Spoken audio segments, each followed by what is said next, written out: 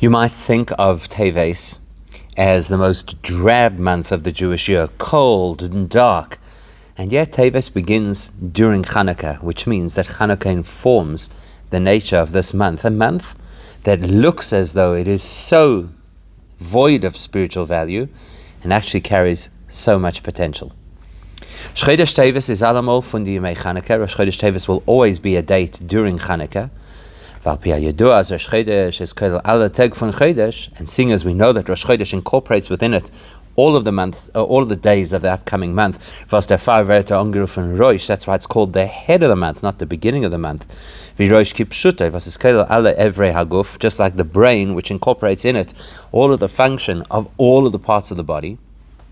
So therefore, it's verstandig, as alle Tag von Chodesh Teves, we can therefore conclude that all the days of the month of Teves, was einen Kol in Rosh Chodesh Teves, which are all incorporated within the day of Rosh Chodesh, haben ashaychas yemei Chanukah, are all linked to Chanukah. Now, most of us have never thought of Teves in that way. Specifically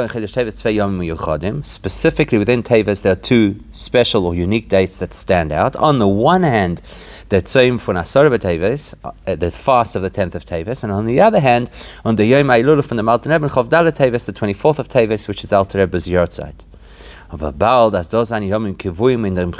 Seeing as these are dates that are unique and specifically established within this month, is mistavalem as es is da shaychas zwischen die Tag und dem Teichen Klodim von Chodesh.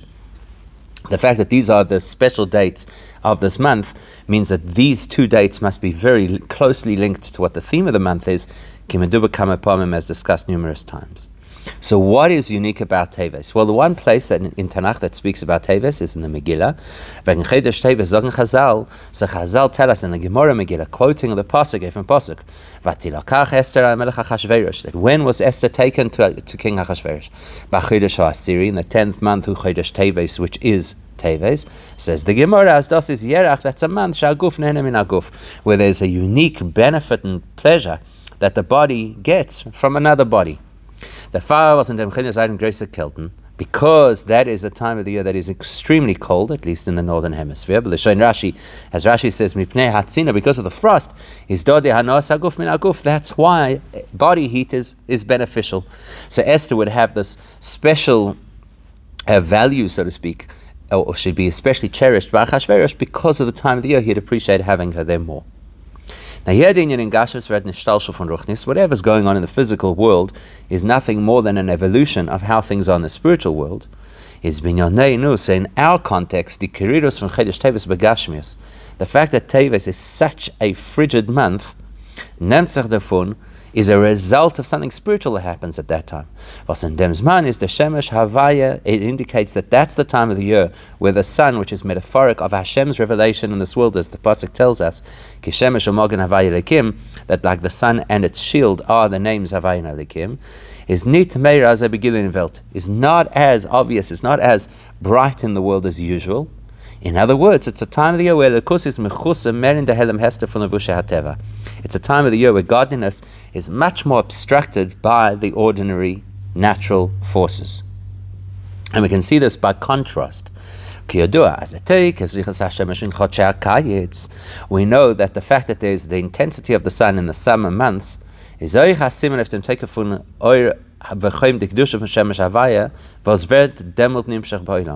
the fact that there's heat in the physical sense in the world is indicative of the fact that there's a glaring revelation of divine energy in the world, of Shemesh Havaya at that time of the year.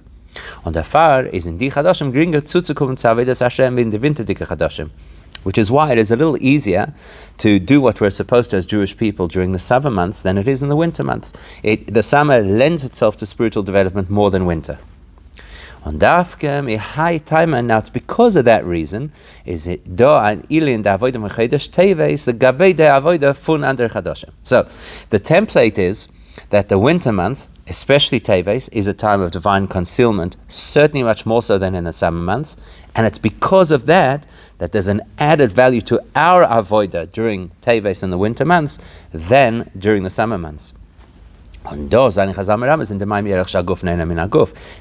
what the sages allude to, not only in the story of Esther and Achashverosh, or the pragmatism of body heat during Teves, but there's a spiritual lesson as well because throughout Torah, man and wife are always metaphoric of Hashem and the Jewish people, and therefore the implication is that there's a benefit to the king's body from the queen as the avodah von Eden in the Mechedesh when es is dort Sinne ba'olam is gerim hanoah l'mayla. So therefore the Chazal are really telling us that at this time of the year where there's this divine frost, our avodah actually gives more pleasure and more benefit to the Eibishter than any other time. Now it's even more specific than that, because Yeder Inyan in Torah is B'diuk. It's not just a generic message that our avodah during the winter months is more pleasurable to Hashem, but it's specifically the terminology of guf nene min haguf. Every word is specific. The specific language Chazal use, that the body derives benefit from the body, is matim tzempirish aprimi hanal, is relevant to the conversation we're having and the explanation we've just given, that we, so to speak, generate benefit for Hashem through our avodah at this time of the year. As das meint Hanos HaKadosh Baruch Hu von der Avodah von Eden, that when we're describing the pleasure Hashem gets from our avodah,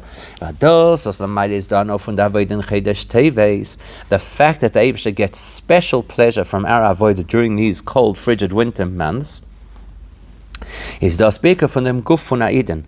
It's actually benefit that the Eibishter gets from the human body, from the Jewish body. Und die Anois in der Darga von Elikos, was Guf, it's such a deep pleasure that it impacts the level of godliness which we metaphorically call Hashem's body. Now we'll explain what that is. Whatever happens in the broad universe is directly related to what happens in the microcosm, which is the human experience, specifically the Jewish experience. So what's going on in summer, spiritually?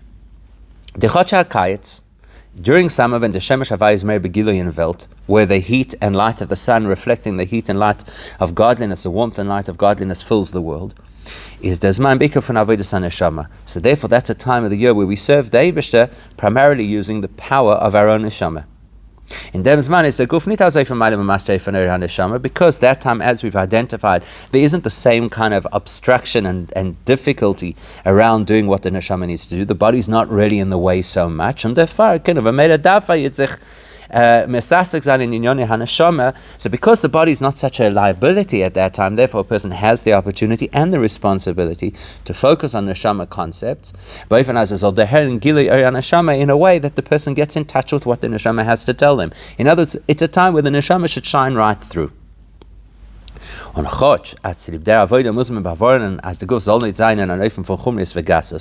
Obviously, in order to succeed in getting in touch with the neshama, we have to ensure that our body has not become too materialistic.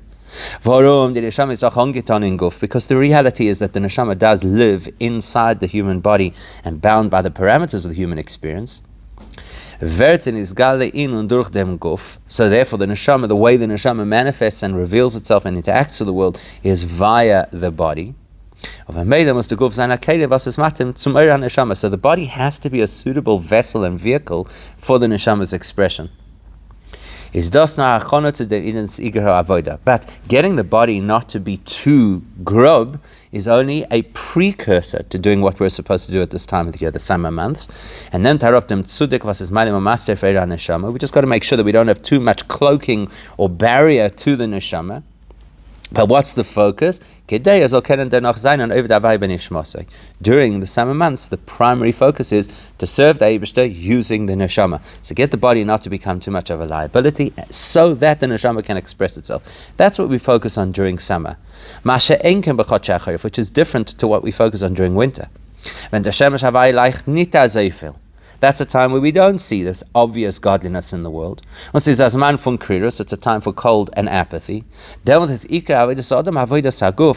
the primary area of avodah is in the human body experience. So where the focus is to work on refining and elevating the body. That's generally speaking about winter, and then in Teves it's much more pronounced. Because in the Ander Chadashim is noch far gewisse Chaim ba'olam. The other winter months still have a little bit of the hangover of the warmth of summer. Und das meint, dass der Zikuch von Krias Haguf kommt mitzad Gilo Erichaim HaNeshama. So in the other months, the spiritual avodah that we do, even when it engages with the body, is still riding on the coattails of the Neshama's input. Mashenkin in Chodesh Teves, but the intensity of the month of Teves is, was dann ist Tachlis HaKer Ba'ilam, the coldest time on earth, in the northern hemisphere. Weiß das auf Hazamatze von Helem Hester Haguf, was geht nicht genau zum Gilo HaNeshama. That represents a time where the body is so powerful in terms of how it hides the neshama that the neshama doesn't really speak through the body. And therefore the work that we have to focus on is elevating the actual body itself, not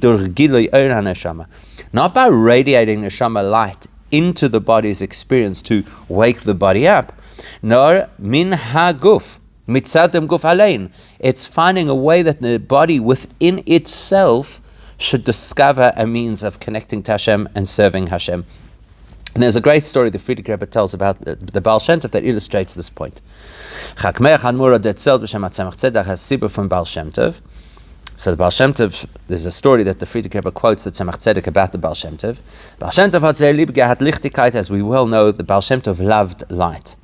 So einmal in a winterdicke Nacht, once it was a cold winter's evening, haben die Talmidei Baal Shem nicht gehabt genug Licht zu bereichen die Schule. And the students didn't have enough of the fuel that they needed to light all the lamps to illuminate the shul where the Baal Shem Tov was. So the Baal Shem Tov gesagt, so the Baal Shem Tov gave them an incredible instruction. Dass man soll nehmen von Dach, they should go to the roof, take off the eaves, the eyes lichtig, take off the icicles, und sie anzünden and light the icicles. Haben die Talmidim also getan, und sie haben gebrennt. So they did it, and it worked. The icicles caught a light. Hat der Tzemach Tzedek of them gesagt, so the Tzemach Tzedek commented on that story by saying, B'chasidim v'talmidim Rabbi Baal Shem Tov, that by the Chasidim and the students of the Baal Shem Tov haben eyes lichtlich gebrennt und geleuchtet. It was possible to make icicles burn and illuminate. In other words, the Baal Shem Tov hat bewiesen, wie die eyes lichtlich allein. The Baal Shem Tov illustrated how icicles, which are of course the exact opposite of light and heat, was sie seien in der Samahevach von Overchamimus, can be transformed to the exact opposite, that they should become sources of light and of warmth. Das heißt, als brennen ist nicht gewöhnt bei von, als seine geworden aus mit Zius von Eis. So what did the Baal Shem Tov achieve? Not that the icicles melted and thereby gave light, not the eye is gufa, but the ice itself, still looking like ice, in the shape of an icicle, is given adavar hameir, became a source of light. Now that's metaphoric for what we're trying to describe on our derech ze binyanenu. We have to take the natural apathy and coldness and darkness that is typical for the body, and transform it to become holy. Where the objective is not just that you radiate so much neshama into the space that the body feels less materialistic, but rather that the body itself becomes a source of light and holiness. That's the avodah of Teves. Take the body itself and turn it holy. Now you'd ask yourself, how is that even possible? How is that conceivable? How do you transform the body? As a that it should completely escape its natural materialistic self, or that it should become an openly holy item, organism, or and not as the result of external input from the neshama's light, but as part of its own cellular reality. How do you do that? Is there beer in them? Well, if we understand what the body is from the perspective of Chassidus, not only is it possible, it's actually inevitable and obvious. As Adara, but to the contrary of what you'd expect, Dafka de Gufat Hashaychas Sa'atzmus. The body is linked to Hashem's essence even more than the neshama is. The neshama is bimuhus hashayich b'ikar zu b'chinas oyer v'giloi. The neshama is designed to relate to revealed godliness, which is what we call light and revelation. And therefore the connection that the neshama has to Hashem is via revelation. Where there is Giloy Elikus, the neshama is excited and alive and connected. If there's choshech, the neshama battles. Whereas the fact that the human body, that is a Jewish body, should be something special and holy, is do bechiras ha'atzmos. That's something that the Eibishter, in his essence, chose to identify. As the Alter Rebbe says, Uvono v'charta, that the Eibishter's choice of us as the Jewish people means the guf hagashmi hanidme b'chumra yosei leguf ha'olam. That it's the human body that looks identical to the human bodies of other people. That's where you say bechiras ha'atzmos. That's where the Eibishter invests his essence. Und der Fall ist der Verbund von Gashmis Aguf mit der Lekus. Therefore, as counterintuitive as it is, the body's connection to godliness is tiefer with the Verbund was wird durch Eira Neshama, is deeper than any connection the body would have with Hashem via the Neshama. Weil Dafkin Geshem Aguf is doch vayochel, the Kerchatzmas is hechel von Neshama, because believe it or not, within the Jewish body is the connection to Hashem's essence, which is exponentially beyond what the Neshama could achieve. Now the Kerchatzim Shebaguf Verden is Gala Dafkin as man von Helen Behester. The irony is, when do we get to discover that the body has this incredible connection to Hashem, to Hashem's essence? In a time of crisis, in a time of darkness. When it says, when the neshama isn't radiating its light.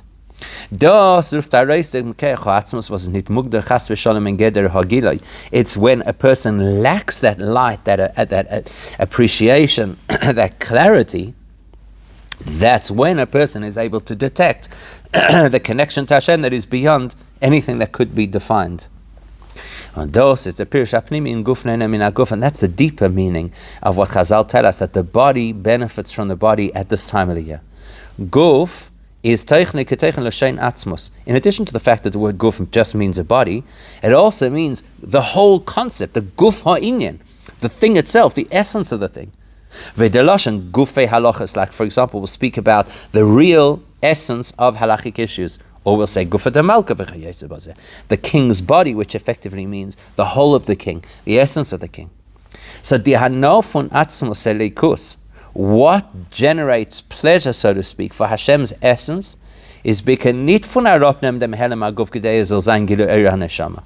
The benefit or the pleasure of atzmos is not achieved through removing the darkness of the body to access the revelation of the soul. Nor min haguf, the pleasure comes from within the body itself. As the guf atzmoy mitzad atzmoy vert nepech likdusha, when the body as it is within its physical parameters turns into something holy, an icicle that radiates, that gives the ultimate pleasure to Hashem's essence. Und das wird aufgetan dafke mipnei hatzino, and that can only happen in a time of cold. And as man von Helen Behester Canal, where the Giloy Elikus is not present, so you're not in a sense distracted by the revelation, and therefore you go to the essence. Das ist echt die Sheiches Mechedesh Teves zu Yemei HaChanukah, and that is the link between Chanukah and Teves, because we said Rosh Chodesh Teves will always be during Chanukah. The Neres Chanukah is in Yom zu auftan as Vahavaya Yegia Choshki. The goal of the Chanukah Licht is that the Eibishter should illuminate our darkness. Firstly, to illuminate darkness generally, including the darkness that is out there in an environment that is fundamentally opposed to the oneness of Hashem. It's what we call the public domain or the multiplicitous domain. Bizas Yegi'ah Choshchi, till the pasuk says, illuminate my darkness, the Cheshech Alein is Magir Omer, which means the darkness becomes the light. That's the message of Chanukah. And the Keach of them is Vehavaya B'Tois Vav. That's why it says Vehavaya. The and before Hashem's name, that represents not only Yud Kei Vav Kei as it relates to the entire structure of Hishtalshalos, but Vehavaya, Yud Kei Vav Kei, beyond the level of Hishtalshalos, godliness that is completely beyond the system. So that message of taking the darkness and making the darkness illuminate is very aligned with the principle of the body giving benefit to the body. As mitzat atzmus gufun elikus v'derech decheshach aguf atzmai nefach likdusha. When you're looking from the perspective of Hashem's essence, then it is possible, and not only is it possible, it is the goal that the body itself becomes the source of holiness and light.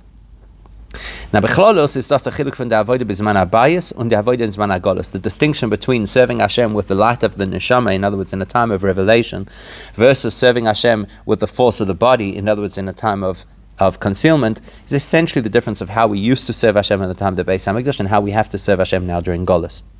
Bizman habayis is given gilui lekusin welt. The hallmark of the Beis Hamikdash was that there was divinity revealed in the whole world. Specifically, of course, in the Beis Hamikdash, like the Mishnah says in Pirkei Avos, there were 10 obvious miracles that any person could see any time they went to the Beis Hamikdash, which were evidence to the fact that there's godliness. Mashenkin in Zman HaGolus, in Golus it's the reverse. It's like you say, we don't see the signs. Godliness is completely concealed, as to the extent that the pasuk says that darkness covers the whole earth. And then is the avodah von and then the avodah is to get that darkness to become light. You could also, from this perspective, understand as das is the time pnimi was neres Chanukah einem betelim la'olam. It helps us to understand why the lights of Chanukah will never be neutralized. As the Ramban says, we still practice the Chanukah candles even today in Golus, which is completely different to the menorah and the Beis Hamikdash that ceased when the Beis Hamikdash was destroyed. Which is phenomenal when you consider that the Chanukah candles are supposed to represent the menorah in the Beis Hamikdash. Yet, the menorah in the Beis Hamikdash is currently non-functional, and Chanukah candles are. Why is that? Because the menorah in the Beis Hamikdash represented drawing down the divine light into this world, which is relative to and therefore contained within the structure of creation that the Eibishter made, the entire spiritual structure of existence. Or bichli, the kind of energy that can be contained within a particular working structure. For which reason, if the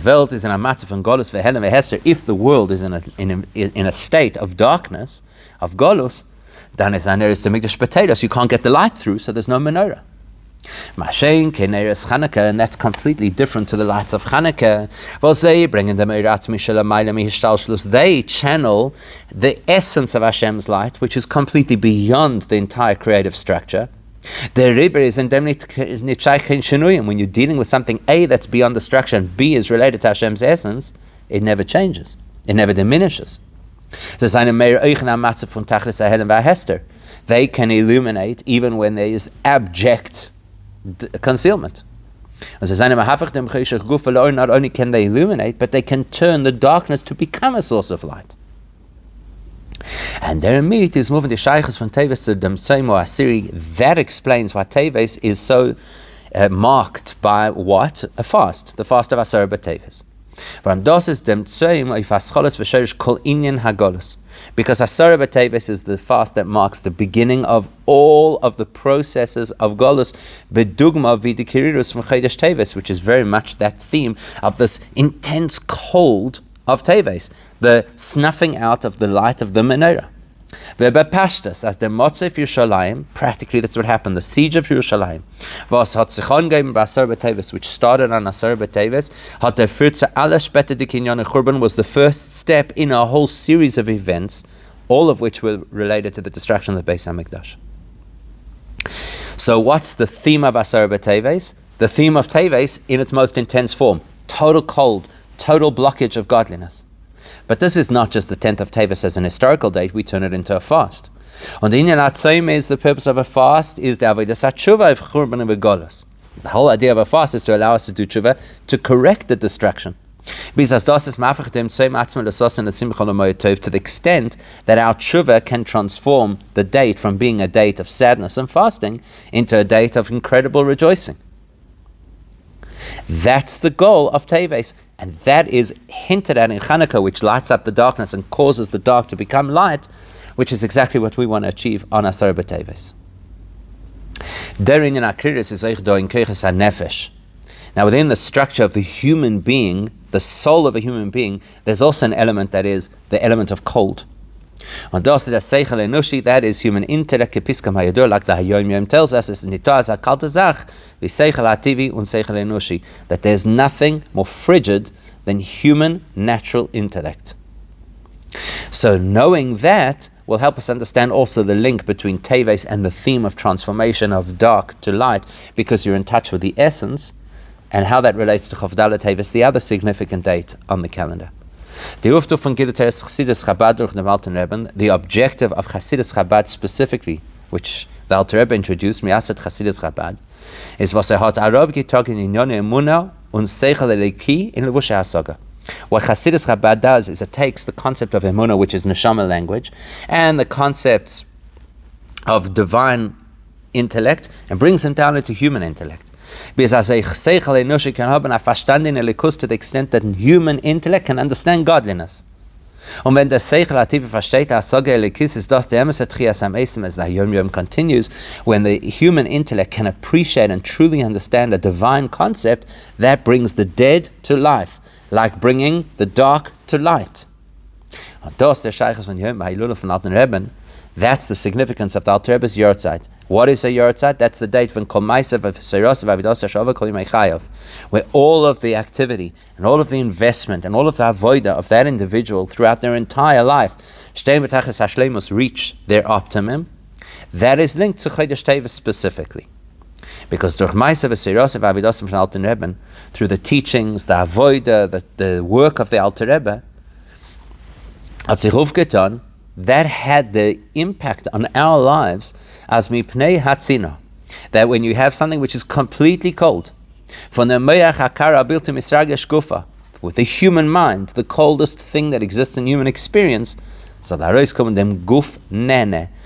should produce immense warmth and immense pleasure, not only to the neshama of the person learning Torah, not only to the mind of the person learning Chassidus, but the Hanova Chamimus di Kedusha, right all the way to Haguf Nene, to the Eibishter's essence, getting such incredible, immense pleasure from our avoida of transforming the darkness to light, the cold to warmth, through the avoida of learning Chassidus, which Amitzvah Hashem we should succeed in doing, and through that we should succeed in bringing Mashiach now.